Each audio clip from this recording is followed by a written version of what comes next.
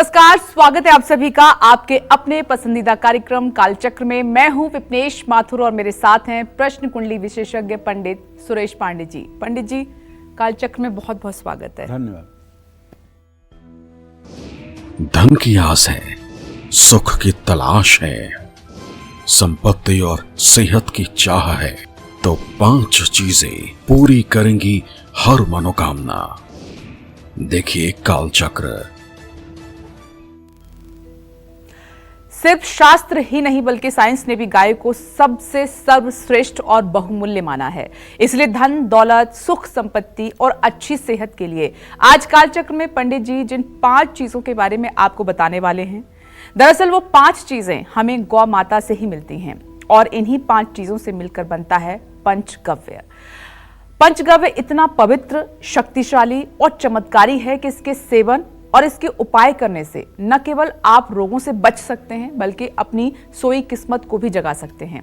ऐसे में क्या है पंचगव्य, इसे कैसे बनाया है और इसके धार्मिक और वैज्ञानिक पहलू क्या हैं, साथ ही पंचगव्य से जुड़े कौन से उपाय हमारे हर कष्ट को दूर करके हमारी हर इच्छा को पूरा कर सकते हैं, इन सब के बारे में आज कालचक्र में पंडित जी से जानेंगे विस्तार से। और आज की अपनी महत्वपूर्ण चर्चा की हम शुरुआत करें उससे पहले जान लेते हैं कि आज का शुभ मुहूर्त आप सभी के लिए क्या है।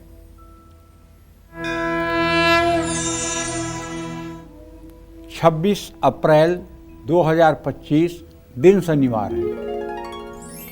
आज वैशाख कृष्ण पक्ष की त्रयोदशी तिथि सुबह 8:27 तक, इसके बाद चतुर्दशी तिथि शुरू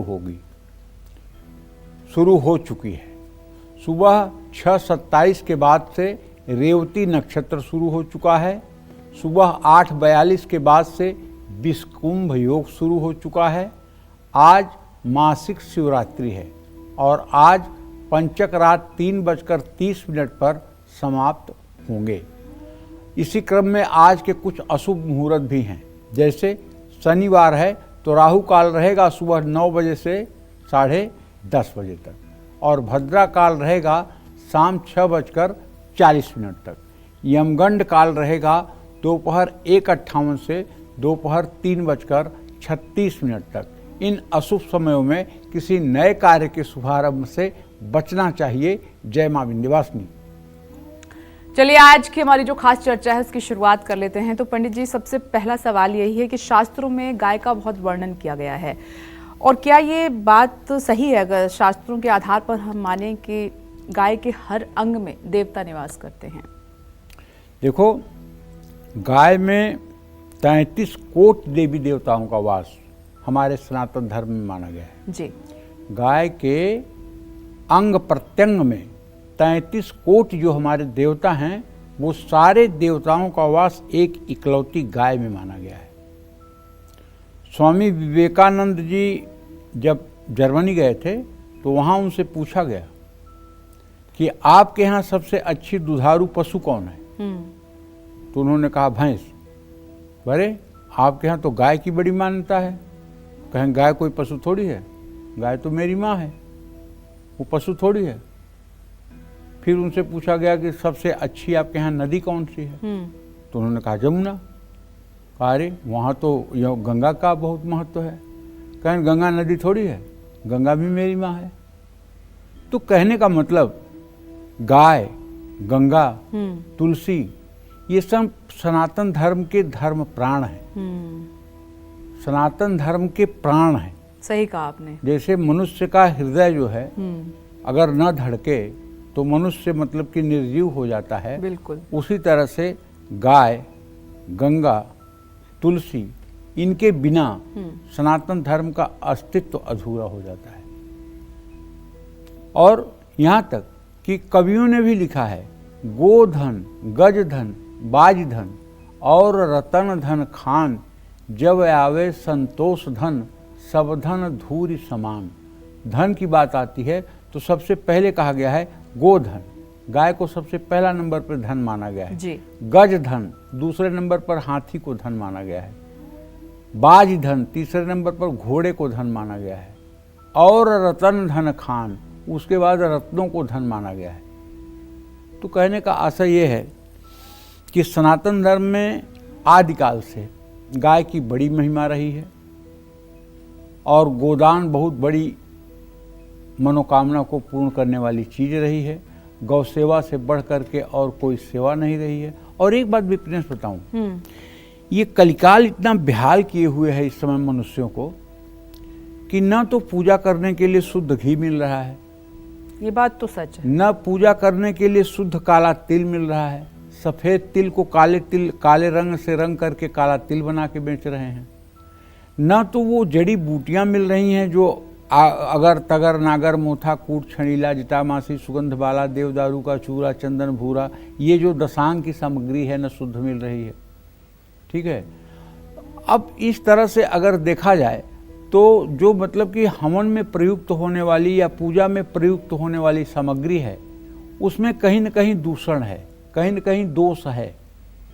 और दूसरी बात, बहुत कम ऐसे ब्राह्मण हैं जो प्रातः सायं संध्या कर रहे हैं जी। प्रातः सायं संध्या का यहाँ तात्पर्य ये है कि सूर्योदय के समय सूर्य को जल दे करके प्राणायाम करके कम से कम 108 बार गायत्री मंत्र का जप करना, ये प्रातः संध्या है। और यही क्रम शाम को करना सायं संध्या कहलाती है। संध्याहीन का कहते हैं कि जो है संध्याहीन पातकी होता है, जो संध्या नहीं करता है वो महापातक का अधिकारी होता है। तो जो लोग यज्ञ अनुष्ठान पूजा पाठ में सम्मिलित होते हैं वो लोग संध्या वंदन भी नहीं कर पाते हैं, नहीं करते हैं। बहुत कम लोग हैं जो करते हैं। तो इसलिए अब धर्म करने के तो यही रास्ते हैं, या तो यज्ञ के द्वारा, पूजा पाठ के द्वारा, और जो पूजा पाठ ब्राह्मणों के द्वारा संभव है, यह वस्तु के द्वारा संभव है। और न तो वस्तु पवित्र है न तो परिस्थितियां पवित्र हैं। ऐसे में गाय ही एक ऐसा जीव है जिसकी आप सेवा करके संपूर्ण धर्म का लाभ उठा सकते हैं। जैसे अगर वृंदावन में आप मानिए कि कुछ भी असली नहीं है, सब कुछ काल्पनिक है, तो दो चीजें तो असली हैं। जमुना उस समय भी थी, जमुना इस समय भी है। जी बिल्कुल। गोवर्धन पर्वत उस समय भी थे, गोवर्धन जी इस समय भी हैं। गिरिराज जी और यमुना जी तो इस बात के साक्षी हैं कि वृंदावन है। बिल्कुल। उसी तरह से गाय की सेवा करने मात्र से 33 कोटि देवी देवताओं के सेवा का पूर्ण फल प्राप्त हो जाता है। इसमें कोई संदेह की कहीं गुंजाइश नहीं है। बिल्कुल सही कहा आपने। रही बात प्राचीन ग्रंथों में सुरभि, कामधेनु, कपिला, पद्मा जैसी गायों का महत्व बताया गया है। गाय का गोबर, जिसको गोमय कहते हैं, संस्कृत में गोमय शब्द आता है, गोबर को गोमय कहते हैं। गौमूत्र, ये दरिद्रता के नाशक हैं। गौमूत्र का अथर्ववेद, चरक संहिता, राजतपद, बाणभट्ट, अमृत सागर, भाव सागर, सुश्रुत संहिता में सुंदर वर्णन किया गया है। पद्म पुराण के अनुसार गाय के मुख में चारों वेदों का निवास है। गाय के सींग के मूल में सदा ब्रह्मा और विष्णु प्रतिष्ठित हैं। गाय के सींग के अग्रभाग में तीर्थ प्रतिष्ठित हैं। भगवान शिव सींग के मध्य भाग में स्थित हैं।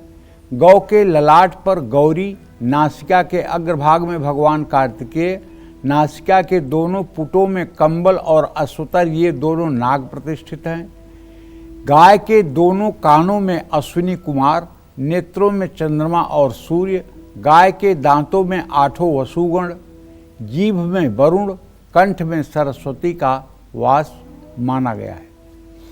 गाय के गंड स्थलों में यम और यक्ष, ओष्ठों में दोनों संध्याएं, गाय की ग्रीवा में इंद्र, मौर में राक्षस, पार्श्व भाग में सौरमंडल और जंघाओं में चारों चरणों में धर्म विराजमान है। खुरों के मध्य में गंधर्व, अग्रभाग में सर्प और पार्श्व भाग में राक्षस गण है। गौ के पृष्ठ देश में माने पीठ में एकादश रुद्र, कमर में पितर, कपोलों में मानव, अपान में स्वाहा रूप अलंकार है। केश समूहों में आदित्य रश्मियाँ, गौमूत्र में गंगा और गोमय में यमुना, और गौ के रोम समूह में 33 कोटि देवी देवता प्रतिष्ठित हैं। ऐसा हमारे सनातन धर्म की मान्यता है। जय मां विंध्यवासिनी। चलिए अपनी चर्चा को आगे बढ़ाते हैं। गौ माता के महत्व और महिमा के बारे में तो पंडित जी ने आपको बता दिया। चलिए अब जल्दी से पंडित जी से ये जानते हैं कि आखिर ये पंचगव्य क्या है, किन चीजों से इसे बनाया जाता है, इसे बेहद ही प्रभावशाली क्यों माना गया है और इससे जुड़े कौन से उपाय आपकी किस्मत को हमेशा के लिए बदल सकते हैं। आइए जान लेते हैं। पंडित जी अब पंचगव्य के बारे में बताइए। देखिए, ऐसा है, पंचगव्य क्या होता है और ये कैसे बनता है, इसके बारे में सभी सनातन धर्मियों को जानना चाहिए। गाय का दूध, गाय की दही, गाय का मूत्र और गाय का गोबर, इन्हीं और गाय का घी, इन्हीं 5 चीजों से मिलकर के पंचगव्य बनता है। पंचगव्य को हमारे सनातन धर्म में बहुत पवित्र माना गया है और केवल पवित्र नहीं है, पवित्र करने वाला है, अपवित्र को पवित्र करने वाला है। कोई अनुष्ठान हो, छोटा बड़ा, सत्यनारायण भगवान की कथा से लेकर के सप्तचंडी, सहस्त्रचंडी, अयुत चंडी, लक्षचंडी, लघु रुद्राभिषेक, एकादशनी रुद्राभिषेक, अति रुद्राभिषेक, महामृत्युंजय जैसे कोई भी कर्मकांड की शुरुआत में याज्ञिक ब्राह्मणों को चाहिए कि वो यजमान को पंचगव्य का प्राशन जरूर कराएं। पंचगव्य का प्राशन करने से समस्त पाप समूह नष्ट हो जाते हैं और व्यक्ति 21 दिनों तक शुद्ध बना रहता है। किसी भी कर्मकांड में पापों का शमन करने के लिए, घर की शुद्धि के लिए पंचगव्य के कई प्रयोग किए जाते हैं। पंचगव्य के बिना कोई भी अनुष्ठान या मांगलिक कार्य पूरा नहीं माना जाएगा। पंचगव्य के अलग अलग देवता भी हैं, जैसे गोमूत्र के देवता वरुण देव हैं, दूध का देवता चंद्र है, गोबर के देवता अग्नि नारायण हैं और घी के देवता सूर्य हैं। तो कहने का मतलब यह है कि पंचगव्य प्राशन करने के बाद व्यक्ति 21 दिनों तक बिल्कुल पवित्र और शुद्ध हो जाता है। जिस तरह से कैंत का फल खाने से 21 दिन की अशुद्धि लगती है, उसी तरह से पंचगव्य का प्राशन करने के बाद 21 दिनों की शुद्धि हो जाती है, इसमें कोई संशय नहीं है। और हर बड़े यज्ञ अनुष्ठान के बाद पहले पंचगव्य का प्राशन यजमान को जरूर कराया जाता है। आपने इसे अनुभव में भी देखा होगा। जय मां विंध्यवासिनी। तो पंचगव्य क्यों खास है, आइए पंडित जी से ये भी जान लेते हैं और इसका महत्व तो क्या है। पंडित जी बताएं। देखिए,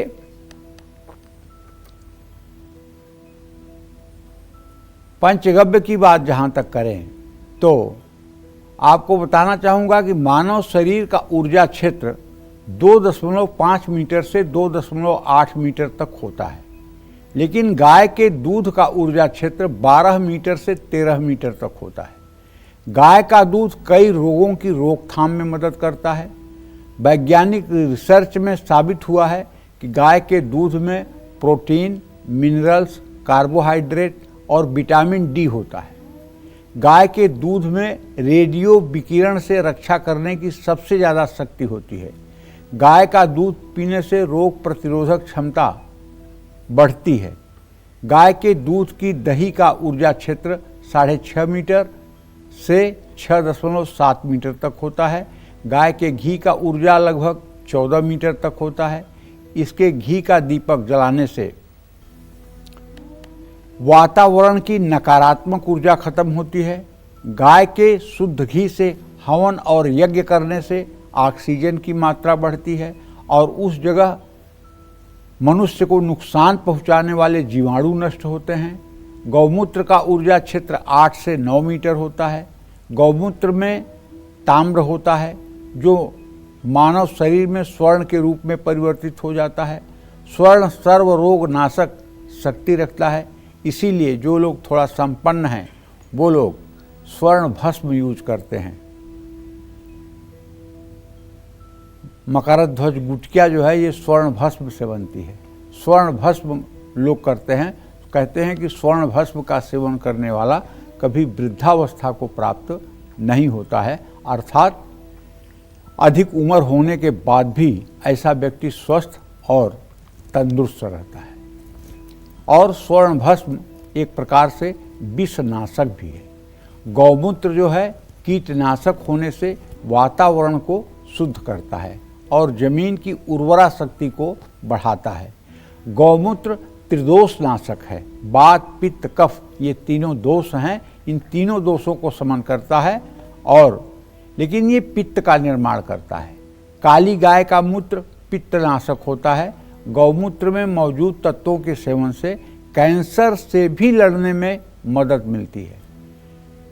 गाय का गोबर बहुत फायदेमंद है। ये एक बेहतरीन प्राकृतिक खाद है। गाय के गोबर में 23% ऑक्सीजन की मात्रा होती है। गाय के गोबर का लेप मकान की छत और बाहरी दीवारों पर करने से हानिकारक विकिरण घर में प्रवेश नहीं कर पाता है। जब हमारे घर कच्चे थे तो हमारे शास्त्रों में ये विधान किया गया था कि कोई भी यज्ञ अनुष्ठान पूजा पाठ करने के पहले मंडप को गाय के गोबर से लीप दिया जाए, गाय के गोबर का लेप कर दिया जाए। जब लेप सूख जाए तो उस पे आटे से चौक बनाया जाए। चौक समझ रहे हैं ना? चौक का मतलब यहाँ हमारे कहने से है जैसे महिलाएं जो है अपने घर के सामने रंगोली बनाती हैं, उसी तरह से आटे से चौक बनाने की भी परंपरा हमारे सनातन धर्म की है। तो चौक बनता था। अब चौक बनने के बाद तब सत्यनारायण भगवान की पूजा उस जगह होती थी, तब विवाह कार्यक्रम उस घर में होता था। लेकिन अब परिस्थितियां बदली हैं। अब फर्श है, गाय के गोबर का लेप हो नहीं सकता। तो ऐसे में थोड़ा सा गाय का गोबर एक चुटकी ले करके एक जग पानी में घोल करके और उस पानी को छिड़क करके उससे पोंछा लगा दिया जाए, तब भी वो बात मानी जाएगी। इसी तरह से आटे से चौक नहीं बन सकता है तो थोड़ा सा आटे से एक छोटी सी रंगोली ही बना देनी चाहिए। अब तो आप समझ ही गए होंगे कि पंचगव्य क्या होता है, इसे कैसे बनाया जाता है। लेकिन आप एक बात ये जान लीजिए कि ये पंचगव्य जो है सनातन धर्म का मूल प्राण है। ये शुद्धता की गारंटी है। अगर आप अनावश्यक छोटे मोटे रोगों से अक्सर परेशान रहते हैं और यदि आपके मन में हर समय नकारात्मक विचार चलते हैं, यदि आप अपने जीवन से उदासीन हो गए हैं, अब जीवन जीने की इच्छा नहीं होती है, जीवन को भार समझ करके ढो रहे हैं, तो एक बार मेरा कहना मानिए, ये पंचगव्य आप अपने घर में बनाइए और सुबह स्नान करके 3 बार अपने दाहिने हाथ पर आधा आधा चम्मच पंचगव्य ले करके और उसको पी जाइए और उसके बाद फिर जल ले करके 3 बार आचमन कर लीजिए और उसके बाद सूर्य को अर्घ्य दीजिए, प्राणायाम करिए, 3 माला गायत्री मंत्र का जप करिए। ये प्रयोग आधे घंटे का है। एक बार आप करके देख लीजिए कि आपकी निराशा दूर होती है कि नहीं, आपके अंदर सकारात्मक ऊर्जा का प्रवाह होता है कि नहीं, आपके चेहरे की कांति बदलती है कि नहीं। और यदि यही क्रिया नित्य कर दी जाए तब सोचिए। इसलिए भाई सनातन धर्म में प्रातः संध्या और सायं संध्या को बहुत महत्व दिया गया है और हर सनातनी को चाहिए कि वो सुबह सूर्योदय के समय उठकर स्नान करके सूर्य को जल दे और कम से कम 5 बार प्राणायाम करे। प्राणायाम करने के बाद ज़्यादा नहीं तो 24 बार गायत्री मंत्र जरूर बोले। केवल इतना करने मात्र से मैं दावे के साथ कह सकता हूं, चाहे जितना बड़ा दुर्भाग्य आपका पूर्व जन्म का होगा वो भी दुर्भाग्य आपको बाधित नहीं कर पाएगा। क्योंकि गीता महात्म्य में वेदव्यास लिखते हैं, गीता अध्ययनशीलस्य प्राणायाम परस्य च नैवं सन्ति ही पापानि पूर्व जन्म कृतानि च। मतलब जो लोग नित्य गीता का अध्ययन करते हैं या प्राणायाम करते हैं वो पूर्व जन्म के प्रारब्धों से पीड़ित नहीं होते हैं। और जब आप पंचगव्य का सेवन करके, सूर्य को अर्घ दे करके और प्राणायाम करेंगे, प्राणायाम के मंत्रों के द्वारा प्राणायाम करेंगे, प्राणायाम की विधि के अनुसार आप प्राणायाम करेंगे, गायत्री मंत्र का जप करेंगे, तो कहाँ से आपके अंदर निराशा आएगी, कहाँ से आपके अंदर कुंठा आएगी, कहाँ से आपके ऊपर उदासी का असर होगा। इसलिए जीवन धन्य हो जाएगा। जय मां विंध्यवासिनी। तो पंडित जी ने आपको पंचगव्य का महत्व समझाया है और साथ ही अब पंडित जी से जानते हैं पंचगव्य के धार्मिक और वैज्ञानिक पहलू भी बता चुके हैं। तो चलिए अब पंचगव्य में प्रयोग होने वाली पहली चीज यानी कि गाय के दूध की। पंचगव्य के अलावा गाय के दूध के कौन से खास उपाय हैं और इसे कौन से अधूरे काम पूरे होते हैं, बिजनेस आपका बढ़ेगा, मिलेगा प्रमोशन और परिवार में हमेशा बनी रहेगी सुख समृद्धि। आइए पंडित जी से जान लेते हैं। पंडित जी, गाय के दूध का भी बहुत महत्व माना गया है, बल्कि एक बच्चे के लिए तो अमृत के समान रहता है। बच्चे के लिए क्या, सबके लिए, पूरी धराधाम के लिए वो मतलब कि अमृत है जी। पूरे धराधाम के लिए अमृत है गाय का दूध। अब तो नहीं पिलाते, लेकिन जब बच्चा पैदा होता है तो अभी भी गाँव में गाय का दूध देना पिलाना ही चाहिए। जानती हो, भगवान शिव ने अपने गले में जो है गरल माने जहर धारण किया हुआ है। समाज के हित में, जो समाज को नष्ट कर देता जहर समुद्र मंथन से निकला था, तो उसको कोई धारण करने वाला नहीं था। भगवान शिव ने उसको धारण कर लिया, इसलिए वो नीलकंठ कहलाए जी। इसीलिए जहां भी शिवलिंग होगा, चाहे घर में, चाहे मंदिर में, चाहे पार्थिव शिवलिंग बनाया जाए, वहां गाय के दूध से और गंगा जल से या जल से अभिषेक जरूर होगा। तो जो हम अभिषेक करते हैं तो गाय के दूध का इस्तेमाल करें। हाँ, गाय का दूध ही करना चाहिए। वो गाय का दूध और वो गंगा जल जा करके भगवान शिव के इस गरल को जो है शांत करता है, इस जहर को शांत करता है।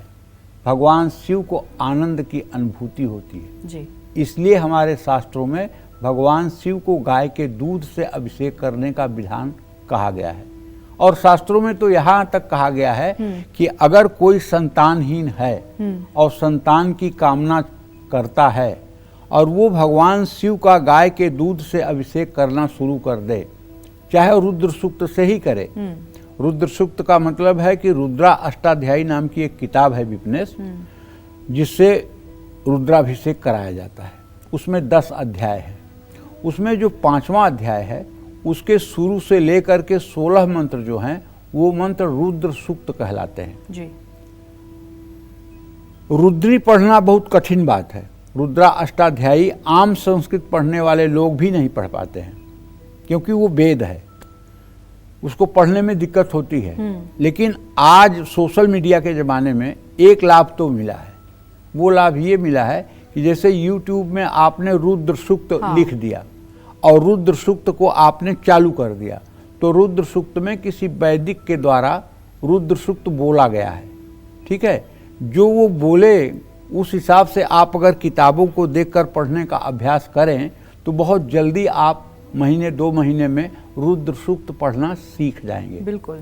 और आप जब भी अभिषेक करें तो रुद्र सूक्त अगर कंठस्थ है तो पढ़ने में 2 मिनट से ज़्यादा का समय नहीं लगेगा। और आप अपने घर में ही स्फटिक का शिवलिंग, पारे का शिवलिंग या नर्मदेश्वर शिवलिंग आपके घर में अगर विराजमान है तो उसका आप नित्य अभिषेक कर सकते हैं। या अगर आप मंदिर में ही जा रहे हैं तो तांबे के लोटे से या श्रृंगी से रुद्र सूक्त का पाठ करते हुए अगर भगवान शिव का अभिषेक करना शुरू कर दें तो इससे केवल संतान प्राप्ति ही नहीं, आपके जीवन की दुख और दरिद्रता भी दूर हो जाएगी। तो जो घर में हमारा मंदिर है उसमें भगवान शिव की प्रतिमा और शिवलिंग दोनों स्थापित हो सकते हैं? देखिए, शिव प्रतिमा स्थापित होगी तो 8 अंगुल से नीचे की होगी, बड़ी प्रतिमा नहीं स्थापित की जा सकती है। 8 अंगुल से नीचे की अगर शिव प्रतिमा हो और श्वेत वर्ण की हो, चाहे वो संगमरमर की ही क्यों ना हो, कोई दिक्कत नहीं है। लेकिन पंडित जी, मैं तो नेपाल से पशुपति जी की लेके आई हूँ, वो ब्लैक कलर में, शिवलिंग के आकार में। देखो बेटा, ब्लैक कलर का तो होना ही नहीं चाहिए। ये तो मीडिया और मतलब कि जो है इलेक्ट्रॉनिक मीडिया का कमाल है कि श्याम वर्ण में भगवान शिव को दिखाते हैं।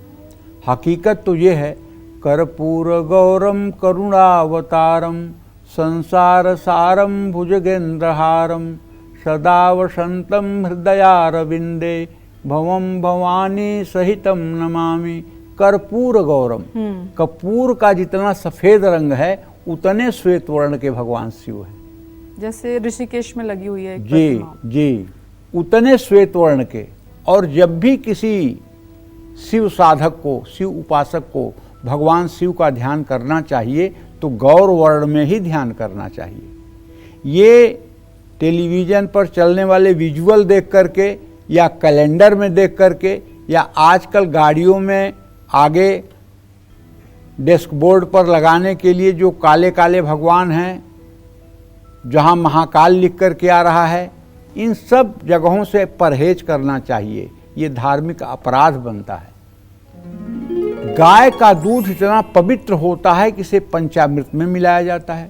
गाय के दूध से शिवलिंग का अभिषेक करने से धन धान्य की प्राप्ति होती है, पुत्र सुख की प्राप्ति होती है, रुके हुए काम बनते हैं, तरक्की होती है, कारोबार में तेजी आती है।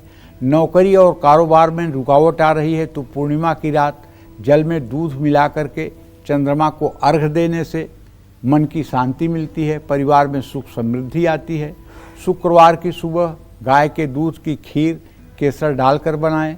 खीर भगवान श्री हरि विष्णु और माँ लक्ष्मी को भोग लगाएं। आमदनी बढ़ाने के लिए शुक्रवार को माँ लक्ष्मी को गाय के दूध से बनी मिठाई का भोग लगाएं। ये उपाय आपको 7 या 16 शुक्रवार करना चाहिए। और अगर आप दक्षिणावर्ती शंख में गाय का दूध भरकर लड्डू गोपाल को पुरुष सूक्त के 16 मंत्रों को बोलते हुए लड्डू गोपाल का अभिषेक करें तो मैं दावे के साथ कह सकता हूँ आपका अगला जन्म निश्चित रूप से अच्छा हो जाएगा और इस जन्म का सारा दुर्भाग्य दूर हो जाएगा। बस श्रद्धा के साथ आपको लड्डू गोपाल का दक्षिणावर्ती शंख में गाय का पवित्र दूध भर करके और लड्डू गोपाल का अभिषेक करिए। ओम सहस्र शिरसा पुरुषः सहस्राक्षः सहस्रपात् सह भूमिग्वं सर्वतः स्फीत्वा ततिष्ठ दशांगुलम् पुरुषय वेद सर्व यद्भूतं यच्च भाव्यम उतामृत शेषानो जदनेन्नातिरोहति। इसी तरह से अगर आप धन के अभाव में जीवन जी रहे हैं और कोई रास्ता नहीं दिखाई दे रहा है आय स्रोत को बढ़ाने का, तो मैं दावे के साथ कहता हूं आपको निराश नहीं होना चाहिए, बल्कि धन की अधिष्ठात्री देवी जो माँ लक्ष्मी हैं उनकी शरणागति ले लेनी चाहिए।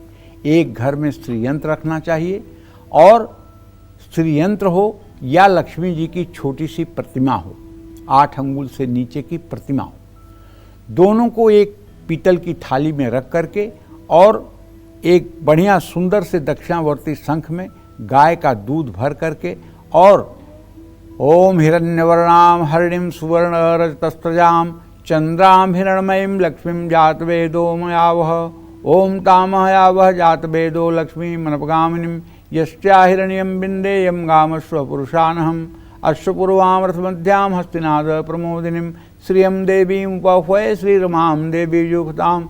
तो कहने का मतलब ये है कि अगर पुरुष सूक्त के 16 मंत्रों से नित्य श्री यंत्र या महालक्ष्मी का अभिषेक किया जाए तो क्या उस घर में कभी दरिद्रता और अभाव का वातावरण हो सकता है? क्या उस घर के बच्चे कभी नालायक हो सकते हैं? क्या उस घर में कभी दुर्भाग्य की छाया पड़ सकती है? सबका जवाब है नहीं। लेकिन हम बहुत स्वार्थी हो गए।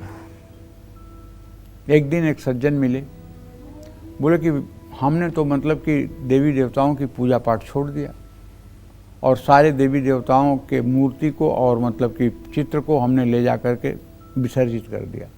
हमने कहा ऐसा आपने क्यों किया? तो उन्होंने कहा कि ऐसा है कि मैं बचपन से ही पूजा पाठ करता हूँ, लेकिन पूजा पाठ का यही फल मिला कि मेरी पत्नी को कैंसर हुआ और मेरी पत्नी 1 महीने के अंदर ही मर गई।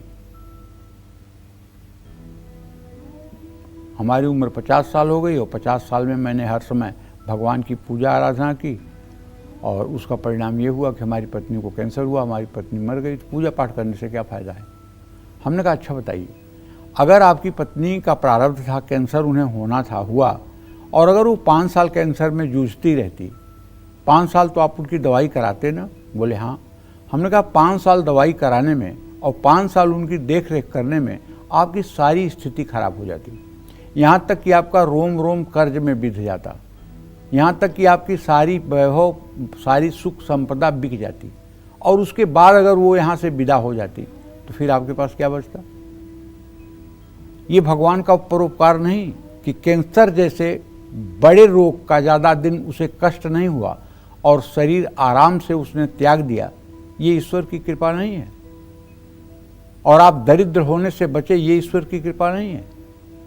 भगवान के विधान पर उंगली उठा रहे हैं।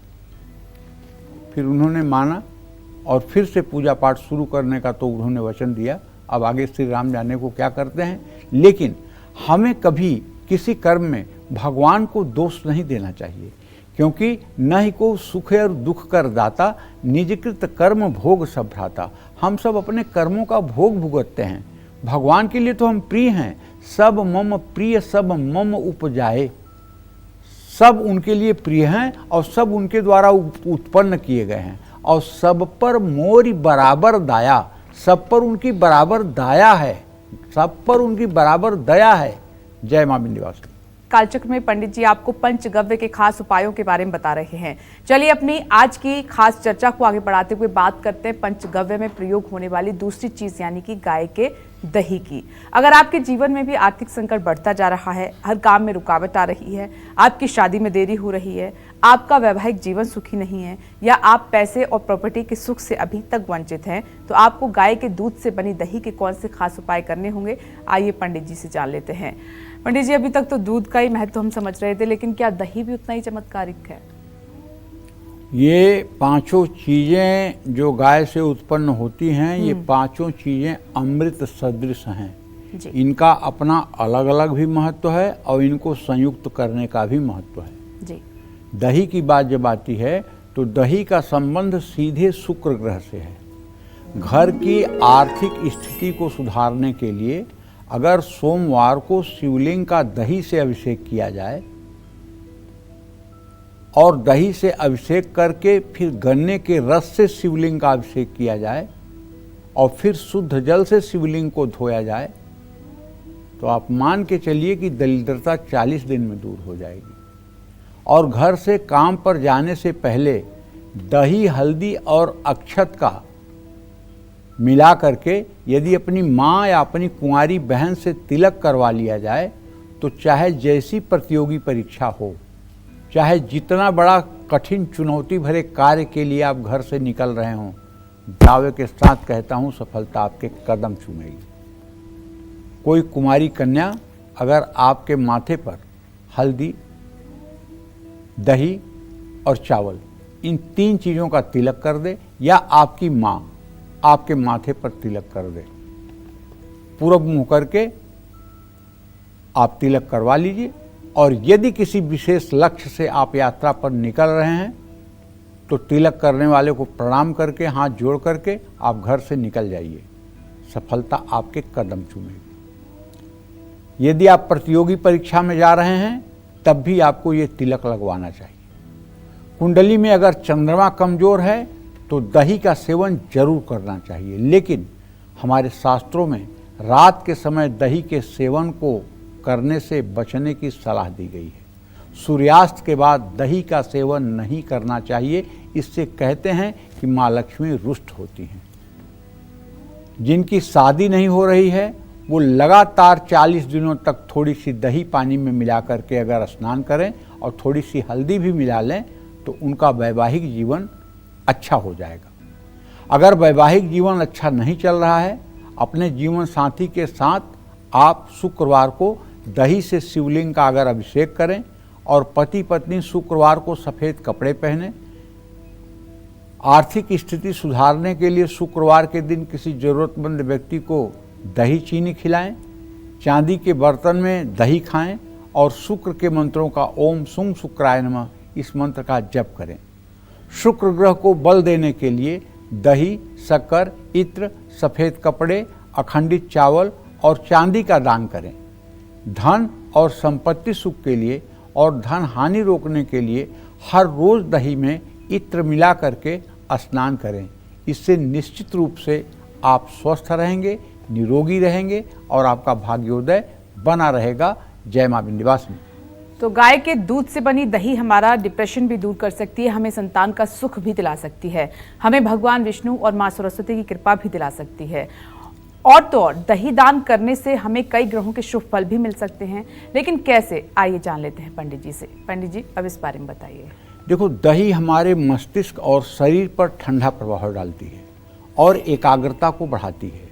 जिन लोगों की जन्म कुंडली में चंद्रमा वृश्चिक राशि में, नीच राशि में या नीच नवांशक में है, या चंद्रमा के आगे पीछे शनि राहु केतु ग्रह की स्थिति है, या शनि राहु केतु की दृष्टि है, तो ऐसे लोग एंजाइटी के शिकार होते हैं, मानसिक तनाव में डूबे रहते हैं, जीवन में सुख शांति का अभाव हो जाता है और सब कुछ होते हुए भी सुख नहीं महसूस करते हैं। तो ऐसे लोगों को ज़्यादा से ज़्यादा अपने डाइट में, अपने भोजन में दही का इस्तेमाल करना चाहिए। शिव पुराण के अनुसार जो बच्चे गंभीर स्वभाव के नहीं हैं, हर चीज़ हल्के में लेते हैं, लापरवाह हैं, उनको हर सोमवार को शिवलिंग पर दही का लेप दोनों हाथों से करना चाहिए। आपको संतान सुख नहीं मिल पा रहा है तो बुधवार को दही युक्त अन्न से भगवान श्री हरि विष्णु की पूजा करें। अक्षय तृतीया पर दही, दूध, मक्खन, छाछ या पनीर छोटे बच्चों को खिलाने से भी माँ सरस्वती की कृपा हमेशा बनी रहती है। जिन लोगों की कुंडली में बृहस्पति कमजोर हो, उन्हें दही और चावल जरूरतमंद लोगों को जरूर खिलाना चाहिए। शुक्र कुंडली में अशुभ हो तो किसी मंदिर में चांदी, रुई या दही का दान करना चाहिए। कुंडली में चंद्रमा अशुभ है तो शिव मंदिर में एक जोड़े जनेऊ के साथ दही का एक पैकेट भी दान करना चाहिए। हर सोमवार को दही से शरीर की मालिश करके चर्म रोग दूर होता है। जय मां विंध्यवासिनी। गाय के दूध और दही के बाद अब बारी है पंचगव्य में प्रयोग होने वाली तीसरी चीज यानी कि गाय के घी की। क्यों गाय के घी को इतना चमत्कारी माना गया है? रोग, दोष, कलेश, दुख और दरिद्रता से मुक्ति पाने के लिए कैसे करें? गाय के घी से जुड़े कुछ खास उपाय आइए पंडित जी से जान लेते हैं। पंडित जी, अब गाय के घी के बारे में बताइए। घी सभी देवताओं का बहुत प्रिय है और शुक्र से संबंधित है। घी को आज्य कहते हैं। इसे समृद्धि और भाग्य से जोड़ा जाता है। घी शुद्धता और शुभता को दर्शाता है, पुण्यदायी भी है। सूर्य, चंद्रमा, मंगल, राहु, बुध, बृहस्पति, शुक्र, शनि, केतु के साथ साथ वरुण, वायु देवताओं को भी यज्ञ में दी हुई हर आहुति गाय के घी से देने की परंपरा है, जिससे सूर्य की किरणों को विशेष ऊर्जा मिलती है। जुह्यादाज मनोहम सुक्तम पंचदशर्चम च श्री कामम सततम जपेत। कहते हैं, यदि श्री सूक्त का पाठ करते हुए गाय के घी से आहुतियाँ दी जाएं तो जन्म जन्मांतर की दरिद्रता भी जल करके राख हो जाती है और व्यक्ति लक्ष्मी का कृपा पात्र हो जाता है। जिन घरों में नित्य गायत्री मंत्र या श्री सूक्त के मंत्रों से गाय के घी से चांदी के चम्मच से हवन किया जाता है, उस घर में दूर दूर तक अभाव और किसी प्रकार का कष्ट नहीं दिखाई देता है। लेकिन बड़ी विडंबना है, हमारे पास हर चीज के लिए समय है, केवल अगर समय नहीं है तो पूजा पाठ के लिए समय नहीं। सुबह के लिए पूजा पाठ करने के लिए कहिए तो कहेंगे बच्चों को तैयार करना होता है, पति को ऑफिस भेजना होता है, कैसे समय मिले, कैसे हवन कर पाएं। शाम को कहिए तो घर में इतना काम होता है, कैसे होगा। बस बात खत्म। सुख सब चाहिए लेकिन साधना कोई न करने वाला है, और बिना तपस्या के कुछ मिलता नहीं है। बिना तपस्या, अरे पढ़ाई भी तो एक तपस्या है। जब बच्चा 25-30 साल की उम्र तक दिन रात तन्मय होकर के पढ़ाई करता है तभी तो एक अधिकारी बनता है। वो भी तो एक साधना है। सरस्वती की एक साधना ही है ना। उसी तरह से अगर आपका भाग्य कमज़ोर है और आप साधना करें तो अपने साधना के बल पर आप अपने प्रारब्ध को रौद करके अच्छा रूप धारण कर सकते हैं। कोई व्यक्ति अगर बहुत दिनों से बीमार है और किसी बीमारी से उपचार से ठीक नहीं हो रहा है तो रोगी के कमरे में हर रोज़ शाम को देसी घी का दिया केसर डालकर जलाएं। वैवाहिक जीवन में बहुत कलेश है तो रात में किचन में एक देसी घी का दिया जरूर जलाएं। इससे पितर दोष के बुरे प्रभावों से भी मुक्ति मिलती है। दीपक जलाने से पहले उस स्थान को अच्छी तरह से साफ कर लें। बार बार बीमार अगर पड़ रहे हैं, शरीर में ताकत नहीं है, तो सोमवार को शिवलिंग पर घी से अभिषेक करें रुद्र सूक्त पढ़ते हुए। घर में बहुत नेगेटिव एनर्जी है तो मुख्य द्वार पर देसी घी का दिया सायंकाल जलाना शुरू कर दें। दीपक जरूर जलाएं। अगर तरक्की नहीं हो रही है तो एकादशी के दिन पीपल के नीचे एक देसी घी का दिया जला कर आएँ। नौकरी के लिए बहुत संघर्ष करना पड़ रहा है, कड़ी मेहनत के बाद भी प्रमोशन या बढ़िया अप्रेजल नहीं मिल रहा है तो रविवार को रोटी पर गाय का देसी घी और गुड़ रखकर गाय को खिलाएं। घर में सुख समृद्धि नहीं है तो शुद्ध देसी घी का दान किसी ज़रूरतमंद योग्य पात्र व्यक्ति को करें। धन लाभ नहीं हो रहा है तो अपने मुख्य द्वार के दक्षिण पूर्व दिशा में एक घी का दिया जलाएं। आमदनी कम है, खर्च बढ़ रहा है तो रविवार को माँ लक्ष्मी की प्रतिमा के सामने एक चौमुखा घी का दिया जला दें। हर अमावस्या की रात पीपल के पेड़ के नीचे शुद्ध गाय के घी का दिया जलाएं। इससे पितर प्रसन्न होते हैं। कन्या की शादी नहीं हो रही है तो केले के पेड़ के नीचे गुरुवार को घी का दिया जलाएं। नौकरी पर संकट है तो त्रयोदशी के दिन बेलपत्र के पेड़ के नीचे शुद्ध गाय के घी का दिया जलाएं। कारोबार में धनहानि हो रही है तो गजलक्ष्मी की पूजा करनी चाहिए। गजलक्ष्मी की तस्वीर के सामने घी के 3 दिए जलाने चाहिए। माँ लक्ष्मी के घर में अस्थायी वास के लिए दीपावली की रात को अशोक के पेड़ के नीचे एक घी का दिया जलाना चाहिए। दूसरे दिन प्रार्थना करके उसी पेड़ की जड़ लाकर अपने तिजोरी में रखनी चाहिए। जिन लोगों की कुंडली में बुध ग्रह कमज़ोर है, स्वभाव चिड़चिड़ा है, जुआ सट्टे में धनहानि हो गई है, सिर दर्द के कारण हमेशा तनाव बना रहता है, उनको माँ दुर्गा के मंदिर में घी का अखंड दीपक जलाना चाहिए। जय माँ विंध्यवासिनी। तो गाय के घी का दीपक जलाने से क्या लाभ होगा, शिवलिंग पर गाय का घी चढ़ाने से कौन सी मनोकामना पूरी होगी, साथ ही गाय के घी से जुड़े कौन से उपाय हैं जो हमारी कई मनोकामनाओं को एक साथ पूरा कर सकते हैं, बता रहे हैं पंडित जी। सुनते हैं पंडित जी, बताइए। देखिए, जिन लोगों के वैवाहिक जीवन में वाद विवाद की स्थिति हमेशा बनी रहती है, छोटी छोटी बातें भी बड़ी बन जाती हैं, उनको रात को सोने से पहले बर्तन धोने के स्थान पर एक घी का दिया जलाना चाहिए। दीपक जलाने से पहले उस स्थान को अच्छी तरह से साफ कर लें। शिव पुराण में कहा गया है कि शिवलिंग पर घी अर्पित करने वाला व्यक्ति हमेशा निरोगी रहता है। जो लोग हमेशा बीमार रहते हैं उनको अपने कमरे में शाम के समय केसर डालकर घी का दिया जलाना चाहिए। जिन लोगों के जीवन में संतान का सुख नहीं है उनको अपने घर में प्राण प्रतिष्ठित संतान गोपाल यंत्र एक थाली में पीले फूलों की पंखुड़ियों पर रखना चाहिए। यंत्र पर कुमकुम अक्षत लगाकर दोनों तरफ घी का दिया जलाना चाहिए और संतान गोपाल मंत्र का या हरिवंश पुराण का पाठ करना चाहिए। ओम क्लीम देवकी सुत गोविंद वासुदेव जगतपते देहि में तनयम कृष्ण त्वामहम शरणम गतः। अगर इस मंत्र का 10 माला जब 125 दिन कर लिया जाए तो मैं दावे के साथ कह सकता हूँ आपके घर का चिराग प्रकट हो जाएगा, इसमें कोई दो राय नहीं है। भगवान कृष्ण की कृपा से जो आत्मा आपके घर में अवतरित होगी, जो आत्मा आपके घर में प्रकट होगी, वो दिव्यात्मा होगी। क्योंकि भगवान कृष्ण की उपासना के बाद जो संतान पैदा होती है वो कभी भविष्य में नालायक नहीं होती है। इसलिए तपस्या करने के बाद जो संतान प्राप्त होती है वो निश्चित रूप से अद्वितीय होती है। राजा दशरथ ने यज्ञ करके राम लक्ष्मण भरत शत्रुघ्न को प्राप्त किया था। देवकी ने 8 सालों का कारावास भोग करके तब 8वें संतान के रूप में श्री कृष्ण को प्राप्त किया था। प्रतीक्षा और तपस्या के बाद जो संतान मिलता है वह निसंदेह अद्वितीय होता है, इसमें कोई संशय नहीं है।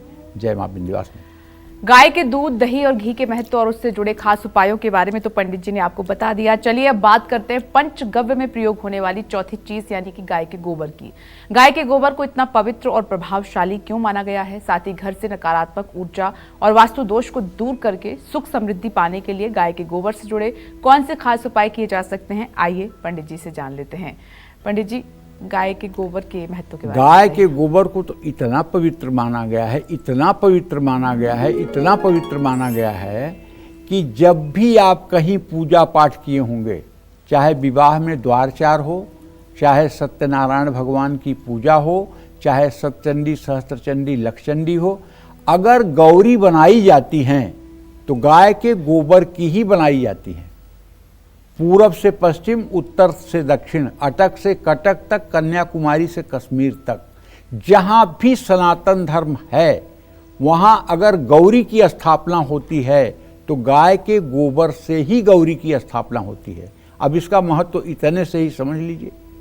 जगत जननी जगदम्बा माँ पार्वती, जिनका ही स्वरूप गौरी का है, वो गाय के गोबर में आवाहन की जाती हैं। अब इससे बड़ी बात क्या हो सकती है? इससे बड़ा हम आपको क्या उदाहरण दे सकते हैं? और हर जगह आपने पूजा में देखा होगा कि एक मिट्टी के करवे में चावल रखकर उसके ऊपर गौरी दक्षिण तरफ और उत्तर तरफ एक सुपारी पर कलावा लपेट करके गणेश की स्थापना की जाती है। यही आज तक आपने देखा होगा। मतलब गाय के गोबर में ही गौरी का आवाहन किया जाता है। इससे बड़ी इसकी उपयोगिता के बारे में कोई शब्द ही नहीं हो सकता है। हिंदू सनातन धर्मी त्योहारों में, पूजा पाठ में, हवन में, गृह प्रवेश में, धार्मिक अनुष्ठानों में या मांगलिक कार्यों में गोबर का बहुत महत्व है। पहले के समय में पूजा घर की पवित्र बनाए रखने के लिए घर को गोबर से ही लीपा जाता था। ये मैं पहले ही बता चुका हूँ। गोबर से लिपे हुए घर में सकारात्मक ऊर्जा का वास होता है और घर में नकारात्मक शक्तियाँ दूर होती हैं। घर में किसी भी तरह का यदि वास्तु दोष है तो घर के मुख्य द्वार के पास थोड़ा सा हिस्सा गोबर से लीपें। ऐसा करने से घर में सुख, समृद्धि और शांति का वास रहेगा। घर के कंडों को, गोबर के कंडों को, गाय के गोबर के कंडों को जलाते समय देसी घी या कपूर भी साथ में डाला जाए तो इसका धुआं घर पर शुभ प्रभाव डालता है। इससे देवी देवताओं की कृपा भी हमेशा बनी रहती है, इसमें कोई संशय नहीं है। जय मां विंध्यवासिनी। चलिए अब जल्दी से उस पांचवी चीज के बारे में जानते हैं जिसके बिना पंचगव्य अधूरा माना जाता है, और वो चीज है गौमूत्र। कब, कहां और कैसे गौमूत्र छिड़कने से नेगेटिव एनर्जी दूर होती है? राहु हमेशा शुभ फल देता है और समाज और कार्यक्षेत्र दोनों में आपका रुतबा और पहचान बढ़ती है। आइए जानते हैं, पंडित जी बताइए। गौमूत्र का गंगा के समान ही शुद्ध और पवित्र माना गया है। घर में गौमूत्र छिड़कने से वातावरण में शुद्धि और सात्विकता आती है। घर में नकारात्मक ऊर्जा अगर है तो वो दूर होती है। घर की दहलीज पर हर रोज गौमूत्र छिड़कने से घर में नकारात्मक ऊर्जा प्रवेश नहीं कर पाती है। हर महीने की संक्रांति पर गंगा जल में गौमूत्र मिलाकर पूरे घर में छिड़कने से राहु का अशुभ प्रभाव कम हो जाता है। राहु का प्रभाव कम होने से घर में कलेश नहीं होता है। गौमूत्र छिड़कने के साथ साथ घर में लोभान भी शनिवार की शाम जलाना चाहिए। ग्रह दशा भी ठीक हो जाती है और गौमूत्र को कार्यक्षेत्र में रखने से हर तरह की बाधाएं दूर होती हैं। अगर आप गाय के उपले पर घी और गुग्गल से 24 बार गायत्री मंत्र से रोज हवन करना शुरू कर दें तो मैं दावे के साथ कह सकता हूँ आपके घर पे चाहे जितना बड़ा पितर दोष हो, सारा पितर दोष 6 महीने के अंदर ठीक हो जाएगा। अगर आप गया श्राद्ध करने के बाद भी पितरों की पीड़ा से परेशान हैं और पितर दोष के कारण आपके घर में विवाह, शादी सब रुका हुआ है, तो मैं एक उपाय मेरा आप कर लीजिए। गाय का उपला तांबे के हवन कुंड में जलाकर रख लीजिए और गुग्गल के 24 टुकड़े छोटे छोटे ले लीजिए। उसको गाय का घी पिघला करके और उसके साथ मिला करके 24 बार गायत्री मंत्र बोलते हुए हवन करना शुरू कर दीजिए। ये हवन सुबह शाम दोनों समय करिए। 6 महीने के अंदर सारा पितरदोष समाप्त हो जाएगा और आपके घर में खुशियां आ जाएंगी। जय मां विंध्यवासिनी। गौ माता आपका भाग्य बदल सकती हैं, कर्ज और कष्ट से मुक्ति दिला सकती हैं, साथ ही घर से दुख दरिद्रता को भी दूर कर सकती हैं। लेकिन कैसे, आइए जान लेते हैं। पंडित जी बताएं। देखो विपिनेश, अगर किस्मत सही में साथ नहीं दे रही है तो कपिला गाय के पैर की मिट्टी लेकर उसे अपने माथे पर तिलक करना चाहिए। गाय को घास खिलाकर उसकी परिक्रमा करने से सभी कष्टों से मुक्ति मिलती है। जिस जमीन पर गाय को हर रोज स्नान कराया जाता है, उस जमीन से पर घर बनाने से माँ लक्ष्मी का अस्थायी वास होता है। जिस घर में गौमूत्र का छिड़काव किया जाता है, वहाँ दुख और दरिद्रता का वास कभी नहीं होता है। घर के किसी भी भाग में गाय का गोबर लेपन से माँ लक्ष्मी प्रसन्न होती हैं और कर्ज से मुक्ति मिलती है। लंबी पूंछ वाली गाय जिसका पूंछ जमीन को स्पर्श करता हो, वो साक्षात लक्ष्मी की स्वरूपा होती है। ऐसी गाय जिस घर में रहती है वहाँ रिद्धि सिद्धि रहती है। जिस भी गाय की पूंछ जमीन को स्पर्श करती हो, ऐसे गाय को अगर आप अपने घर में रख लें तो मैं दावे के साथ कह सकता हूँ, बिना कुछ किए दुनिया का सारा वैभव आपको प्राप्त होगा। ऐसी गायें बहुत मुश्किल से मिलती हैं। जो भी व्यक्ति हर रोज गाय को स्नान कराता है उसे महापुण्य प्राप्त होता है। लेकिन ध्यान रखिएगा, महापुण्य पाने के चक्कर में कहीं ऐसा ना हो कि ठंडी में ठंडे पानी से गाय को नहला दें या गाय की सेहत को बुरा लगे। पानी उपयोग गाय के ऊपर करने से पहले अपने हाथ पे डाल के देखें वो पानी। अगर आपके हाथ को ठीक लग रहा है तब गाय के ऊपर डालें। अगर आपके हाथ को गर्म ठंडा लग रहा है तो गाय को उससे स्नान न कराएं। इस बात का ध्यान रखें। कभी कभी आदमी अपने स्वार्थ में आकर के सोचता है कि नहीं, गाय को नहलाने से तो मैं विश्व विजेता बन जाऊंगा, तो एकदम ठंडे पानी से नहला दिया तो गाय को निमोनिया हो जाएगा, बीमार हो जाएगी, तो पुण्य की जगह पाप हो जाएगा। तो इसलिए जाड़े में गुनगुना पानी और गर्मी में ठंडे पानी से स्नान कराना चाहिए। जय मां विंध्यवासिनी। चलिए, अब बारी है आज के हमारे लकी ईमेल कुंडली विजेता की, और वो कौन है बता रहे हैं पंडित जी। पंडित जी बताएं। आज के हमारे लकी ईमेल कुंडली विजेता हैं हुबली कर्नाटक के नागराज। इन्होंने अपने प्रश्न भेजे हैं, मैंने कुंडली बना करके इनके प्रश्नों का समाधान किया है और ये जल्दी आपको कालचक्र की टीम कुरियर के द्वारा आपके घर भेजेगी। जय मां विंध्यवासिनी। तो नागराज जी, आपको बहुत बहुत मुबारकबाद। अब हमारे साथ एक फोन पे कालचक्र दर्शक जुड़ गई हैं, पूजा जी मेरठ से। स्वागत आपका, अपना प्रश्न पंडित जी से पूछिए। हाँ बोलिए। तो पूजा जी, आपसे बात नहीं हो पा रही है, माफी चाहते हैं क्योंकि बहुत साउंड है आपकी तरफ से, हम सुन भी नहीं पा रहे हैं। अब दिल्ली से कॉलर दीपाली जी जुड़ गई हैं। स्वागत आपका, प्रश्न कीजिए पंडित जी से। पंडित जी चरण पर। सुखी रहो बेटा। मेरा नाम दीपाली है। मेरी डेट ऑफ बर्थ 31/10/2005, समय रात्रि के 10:55। मैं अपने करियर के बारे में पूछना चाहती हूँ। मैं SSC CGL का एग्जाम देना चाहती हूँ, तो मेरे लिए कैसा रहेगा? और मेरा दूसरा सवाल है, मेरी स्वास्थ्य ठीक नहीं रहता, मतलब दुबला पतला बन रहता है काफी खाने पीने के बाद भी, ऐसा क्यों? मार्गदर्शन कीजिए प्लीज। देखो बेटा, ऐसा है कि तुम्हारा बृहस्पति इस समय वृषभ राशि में है, तुम्हारे आजीविका भाव का स्वामी बृहस्पति है।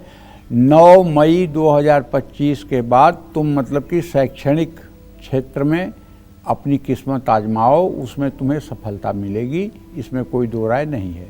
जहाँ तक तुम्हारे स्वास्थ्य का प्रश्न है तो उसके बारे में बताना चाहूँगा कि आपके छठे भाव का स्वामी सूर्य है, जो इस समय अपनी उच्च राशि में है। भले ही आपका स्वास्थ्य बहुत अच्छा मोटा नहीं है, लेकिन आपके अंदर कोई बीमारी भी नहीं है, ये बात भी आप पक्की तरह से जान लीजिए। अगर आप थोड़ा सा और तंदुरुस्त होना चाहती हैं तो मैं आपको बताना चाहूँगा, 2 चम्मच गाय का घी नित्य सुबह शाम आप अपने भोजन में इस्तेमाल करना शुरू कर दें और इसका परिणाम आपको 100 दिन में दिखाई देगा। जय मां विंध्यवासिनी। गौ सेवा करने से कैसे दूर होगा हर ग्रह दोष और मिलेंगे 9 ग्रहों के शुभ फल? आइए पंडित जी से जान लेते हैं। पंडित जी बताएं। देखो, अगर सूर्य कमजोर हो तो गाय को गेहूं की रोटी और गुड़ खिलाना शुरू कर दो। अगर आपका चंद्रमा कमजोर हो तो केवल गाय की सेवा करना शुरू कर दो। मंगल अगर कमजोर हो तो गाय को गुड़ खिलाना शुरू कर दीजिए। बुध अगर आपका कमजोर हो, अस्त हो, तो गाय को पालक या लौकी काट करके खिलाइए। बृहस्पति अगर आपका कमजोर हो, नीच राशि में हो, तो भीगी हुई चने की दाल और गुड़ बृहस्पतिवार को गाय को खिलाना शुरू कर दीजिए। शुक्र अगर आपका कमजोर हो, नपुंसकता जैसी कोई बीमारी है या गर्भधारण नहीं हो पा रहा है, तो घर में पहली बनी हुई रोटी पर हल्का सा गाय का घी लगा करके गाय को खिलाना शुरू कर दीजिए। राहु अगर आपको परेशान कर रहा है, महादशा में है, तो काली गाय को भीगे काले चने शाम के समय खिलाना शुरू कर दीजिए। शनि अगर आपको परेशान कर रहा है 7:30 या ढैया में, तो गाय को तेल में पकी हुई रोटी खिलाना शुरू कर दीजिए। केतु अगर आपके जीवन में विघ्न पैदा कर रहा है, तो उन्हें भी आटे की बनी हुई रोटी तेल लगा करके खिलाना शुरू कर दीजिए। इससे निश्चित रूप से जीवन में सुधार होगा, ग्रहों की स्थिति सुधरेगी, जीवन आनंदपूर्वक आगे बढ़ेगा। जय मां विंध्यवासिनी। तो आज कालचक्र में पंडित जी ने पंचगव्य का महत्व आपको समझाया। पंडित जी, इसके लिए आपका बहुत बहुत धन्यवाद। इसी के साथ उम्मीद करते हैं कि आज का हमारा विषय आपको बहुत पसंद आया होगा। कल फिर एक नए विषय और आपकी परेशानियों को दूर करने के लिए ढेरों उपाय लेकर आएंगे हम पंडित सुरेश पांडे जी के साथ। तब तक के लिए कालचक्र की टीम को दीजिए इजाजत और देश और दुनिया की खबरों के लिए देखते रहिए News 24। नमस्कार।